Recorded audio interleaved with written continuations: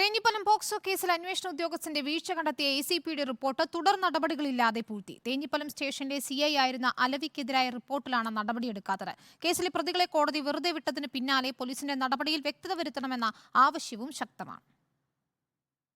Thenhipalam POCSO കേസിൽ ഇരയായ പെൺകുട്ടി ആത്മഹത്യക്കുറിപ്പിൽ അന്നത്തെ അന്വേഷണ ഉദ്യോഗസ്ഥനെതിരെ ഗുരുതര ആരോപണങ്ങളാണ് ഉന്നയിച്ചത്. അതീവ രഹസ്യ സ്വഭാവം സൂക്ഷിക്കേണ്ട അന്വേഷണ ഘട്ടങ്ങളിൽ CI ഭീഷണിപ്പെടുത്തിയെന്നും ഇരയ്ക്കെതിരെ മോശം പരാമർശങ്ങൾ നടത്തി മാനസികമായി തകർത്തുവെന്നുമാണ് പെൺകുട്ടി ആത്മഹത്യക്കുറിപ്പിൽ എഴുതിയത്. ആരോപണങ്ങൾ ഫറോക്ക് ACP അന്വേഷിച്ച് സമർപ്പിച്ച റിപ്പോർട്ടിലും ചട്ടങ്ങൾ പാലിക്കുന്നതിൽ അലവിക്ക് വീഴ്ച പറ്റിയതായി കണ്ടെത്തി. എന്നാൽ തുടർ നടപടികളില്ലാതെ റിപ്പോർട്ട് അപ്രത്യക്ഷമായി. ഫറോക്ക് ACPയുടെ റിപ്പോർട്ടിൽ അലവിക്ക് തെറ്റ് സംഭവിച്ചു എന്ന് ചൂണ്ടിക്കാണിക്കുന്നുണ്ട്.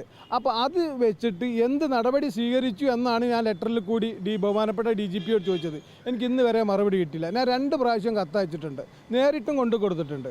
ഇതുവരെ അതിനൊരു മറുപടി കിട്ടിയിട്ടില്ല. ഞാൻ ഇന്ന് കമ്മീഷണർ ഓഫീസിൽ പോയി ഇതിനെക്കുറിച്ച് അന്വേഷിച്ചപ്പോൾ അത് IG ഓഫീസിലാണ് നടപടിക്രമങ്ങൾ അവിടെ നിന്നാണ് പോകുന്നത് എന്ന് പറഞ്ഞു. എനിക്ക് വ്യക്തമായൊരു മറുപടി തരാൻ അവർക്കും സാധ്യമായിട്ടില്ല. കേസിൽ തുടക്കം മുതൽ പോലീസ് അലംഭാവം കാണിച്ചുവെന്ന ആരോപണം നിലനിൽക്കെയാണ് റിപ്പോർട്ട് പൂഴ്ത്തിയത്. ഇതിനിടെ പ്രതികളെ വെറുതെ വിട്ടുള്ള കോടതി ഉത്തരവ് കൂടി വന്നതോടെ ഇരയ്ക്ക് മരണാനന്തരമെങ്കിലും നീതി എന്നത് ഇപ്പോഴും അകലെയാണ്.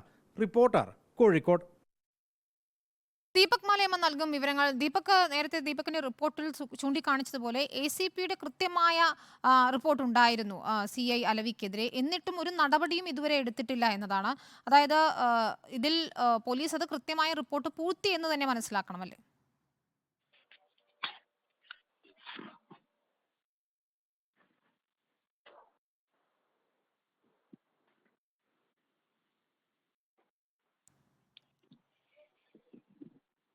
തേഞ്ഞിപ്പലം പോക്സോ കേസിലാണ് CIക്ക് വീഴ്ച പറ്റിയെന്ന റിപ്പോർട്ട് വന്നിരുന്നത്. ഈ കുട്ടിയുടെ ആത്മഹത്യാ കുറിപ്പിൽ ഉൾപ്പെടെ ഈ CI അലവിക്കെതിരെ ഗുരുതര ആരോപണങ്ങളുണ്ടായിരുന്നു. പ്രതികളെ വെറുതെ വിട്ടതിന് പിന്നാലെ ഉണ്ടായ പോലീസ് നടപടിയിൽ വീഴ്ചയുണ്ടെന്ന് തന്നെയായിരുന്നു കണ്ടെത്തൽ. ഇതിലാണ് ഇപ്പോൾ നടപടിയെടുക്കാത്തത്.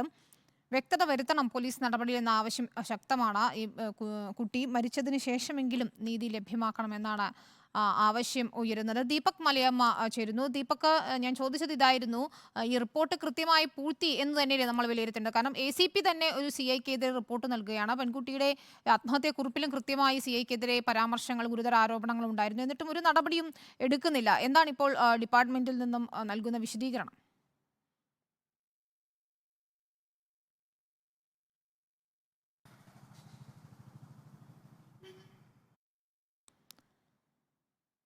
തേഞ്ഞിപ്പലം പോക്സോ കേസുമായി ബന്ധപ്പെട്ട് വലിയ ഗുരുതരമായ ആരോപണം തന്നെയാണ് വരുന്നത്. ദീപക്, തുടരാം. വിനീത, തേഞ്ഞിപ്പലം പോക്സോ കേസുമായി ബന്ധപ്പെട്ടുകൊണ്ട് കഴിഞ്ഞ ദിവസം തന്നെ നമ്മൾ കണ്ടതാണ്. പ്രതികളെ കുറ്റവിമുക്തരാക്കുന്ന നടപടിയിലേക്ക് കോടതി അടക്കം കടക്കുന്ന സാഹചര്യമുണ്ടായിരുന്നു. ആ ഘട്ടത്തിലാണ് ആദ്യഘട്ടത്തിൽ തന്നെ ഈ കേസിന്റെ അന്വേഷണ ചുമതലയുണ്ടായിരുന്ന അന്നത്തെ തേഞ്ഞിപ്പലം CI ആയിരുന്ന അലവിക്കെതിരെയുള്ള അന്വേഷണ റിപ്പോർട്ട് പൂഴ്ത്തി എന്നുള്ള വിവരം പുറത്തേക്ക് വരുന്നത്. പ്രത്യേകിച്ച് ഈ കേസുമായി ബന്ധപ്പെട്ടുകൊണ്ട് ആദ്യഘട്ടത്തിൽ പെൺകുട്ടി ആത്മഹത്യ ചെയ്യുന്ന സാഹചര്യത്തിലേക്ക് വരെ എത്തിയ നീക്കം അത് അലവിയുടെ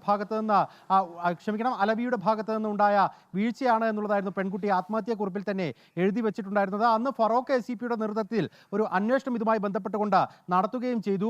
അന്നത്തെ തേഞ്ഞിപ്പലം CI ആയിരുന്ന അലവിക്ക് കൃത്യനിർവഹണത്തിന്റെ ഭാഗത്ത് വലിയ തരത്തിലുള്ള വീഴ്ചയുണ്ടായി എന്നുള്ള കണ്ടെത്തൽ ACPയുടെ ഭാഗത്ത് നിന്ന് ഉണ്ടാവുകയും ചെയ്തിട്ടുണ്ട്. അതുമായി സംബന്ധിച്ചുള്ള റിപ്പോർട്ടാണ് എങ്ങും എത്താതെ പോകുന്ന സാഹചര്യം ഉണ്ടായിരിക്കുന്നത്. കൂടുതൽ തെളിവുകൾ ശേഖരിക്കുന്നതിലോ ഒപ്പം തന്നെ കൂടുതൽ മൊഴികൾ ശേഖരിക്കുന്നതിലോ ഒക്കെ തന്നെ വീഴ്ച അലവിയുടെ ഭാഗത്ത് നിന്ന് ഉണ്ടായി എന്നുള്ള കണ്ടെത്തൽ തന്നെയാണ് പൊതുവേ ഉള്ളത്. ഒപ്പം തന്നെ ഈ കേസുമായി ബന്ധപ്പെട്ടുകൊണ്ട് ഈ പെൺകുട്ടിയുടെ ഇരയായ കുട്ടിയുടെ മൊഴി രേഖപ്പെടുത്താനടക്കം അലവി അന്ന് എത്തിയിട്ടുണ്ടായിരുന്നത് യൂണിഫോമിലായിരുന്നു.